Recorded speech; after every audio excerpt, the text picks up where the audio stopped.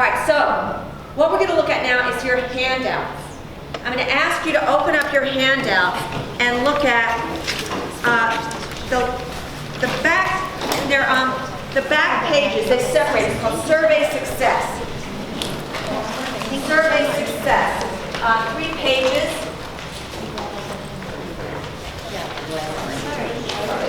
We're going to only look at the front page of it. Does everybody see that? We're looking at the survey success. We're going to work on this kind for about 20 minutes. Then we're going to work on interactive surveys for about 20 minutes. Now, I know that doesn't give you like as much time as if I had like a real long, I do a 4-day summer institute you can come to and we take our time. But we're going to still have an experience with this so you go back better equipped to work with your students. That's what we're aiming for. And the students are better equipped to lead other students in this as well. So let's just take a glance at this sheet. You don't need me to read this to you, honestly. That would be the worst. So then what I'd like to do for a moment is, how about these 2 tables? Look just at the question type, close-ended yes or no, and talk amongst yourself why that could be a good question. So you're going to talk about that for 2 minutes. These 2 tables are going to talk about the Likert scale at your table. So you're going to investigate one of these kinds, and then we're going to learn from each other. This group is going to look at multiple choice, why that, and what's the value in that one, might that be helpful. And you're going to talk about open-ended. So you're going to have 2 minutes for conversation, then you're going to do a quick shout out about why that question is of value and when it might be used. Everybody good? Take 2 minutes and see what you can figure out.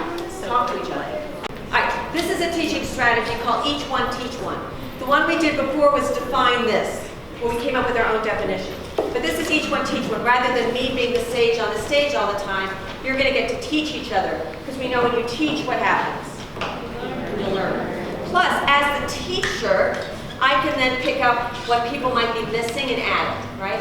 Or I can see misunderstandings, or I get valuable information just from hearing how other people are thinking out loud. And we all learn better that way. So I'm just going to ask, we have 2 closed-end tables. And this is how we're all going to learn. Because in a moment, you're going to spend 10 minutes creating a survey and then 5 minutes doing your survey in the room. So you're going to need to know these 4. You're going to actually use them, all or some of them. So let's hear from the 2 tables. What's one reason the closed-ended survey, yes and no, is a good one? Anyone over here? It's really easy to interpret the data. Very easy to interpret the data. Excellent. What about this table? Yes? So I would say that it's good. It's pretty easy to collect the data, but also it's not good because you don't get the exact question. Like there should be like maybe, sometimes, not really, but also because yes and no equals totally yes every time I say then no equals I never think about it. And there should be like a maybe or sometimes. So she already says she prefers the Likert scale. If you look at the Likert scale, that's what that is. So she prefers the Likert scale for her own thinking. But there are values. There's some questions that are just yes or no. You just want that. Okay, let's go to the Likert scale. Let's just look at that for a moment. Take a minute, and everybody has been through this. Everybody's done these kind of surveys. What do you want to throw in about the Likert scale? What's the value? We like that it offered a range of options, and it could be a good jumping off point for more conversation. Great. How about this table? It allows for space for progress. Once you find out the answers. Once you find the answers, it allows space for progress. So it can create conversation and progress.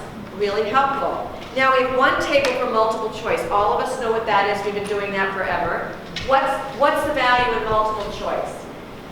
It's easy to analyze. Just look at A, B, C, and you can choose if you want to choose one answer or more than one answer. So you can open it up a little bit. Right, so you could, like this one says, choose all that apply. Here this was multiple choice, but I just gave you, I said you had to pick one. It's forced choice. I gave you another to open it up a little bit. I always had trouble with multiple choice questions myself. I remember I was doing like those college prep, or I was doing one of those things, and they would give a situation. I'd always give everybody the benefit of the doubt, and I couldn't really quite answer them properly, so I kept getting those things wrong. But maybe determine. But very specific. Right. You can't So, the out of the box. right. However, this also puts the burden on the designer to make the questions or the comments or the categories. I just have to say surveys are the best ways to learn how to do questions. Because I've had kids run back and our question wasn't clear enough. Then they want to make it better. It's a real motivator to get better at asking questions, removing bias, and really finding out. Adults do that too. I thought it was good, but it really wasn't. All right, this table, you were talking about open-ended. What's the value of open-ended questions?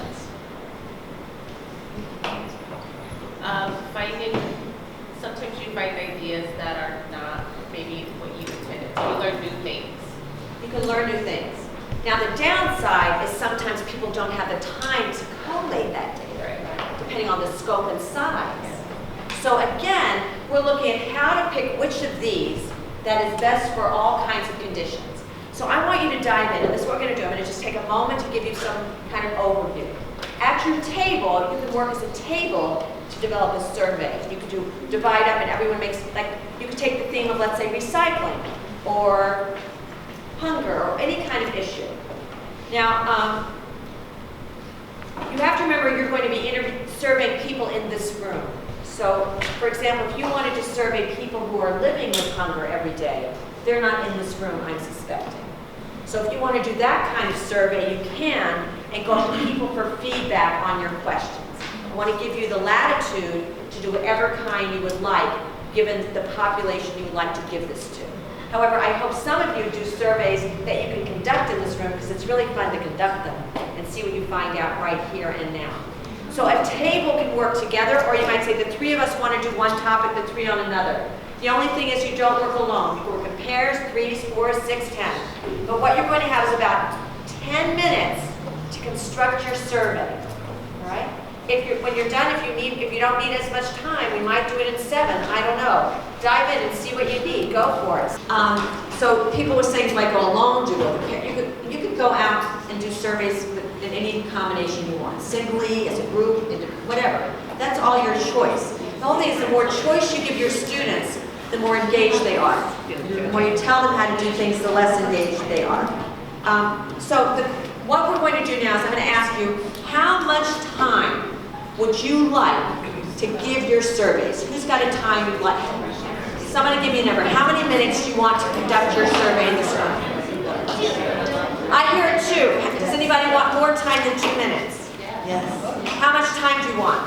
Sammy, how much time do you want? 10 minutes. 10 minutes? I'm going to negotiate.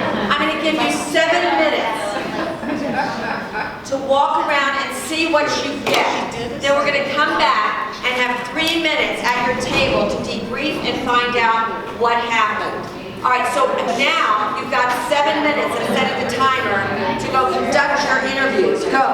Your survey. Take a minute to look at the papers. Say, based on what you just did and experienced, are there any things else you need to add about the value or the skill sets you're doing? Take a minute. See if you need to add anything. What was the process like for you to create these kind of surveys and then give them and then think about them afterwards? What was the process like? What was it like to do this? So there's a learning component to doing this. Who else had another comment? Yes? I thought it was useful to have us create each type of question and then determine which one we wanted to go forward with, because then we decided what type of information we really needed.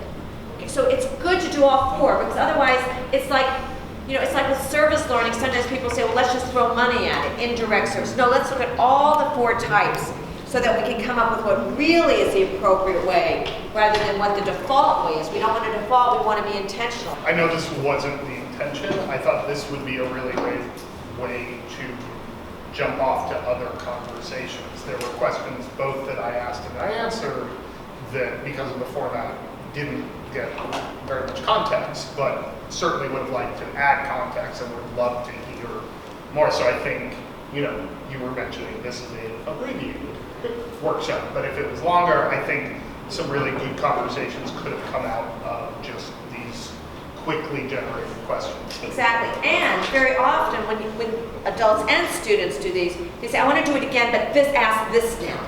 It's rarely the end point. It's the beginning of, I want to do it again like this. I've had kids and adults both really want to redo it and do it differently.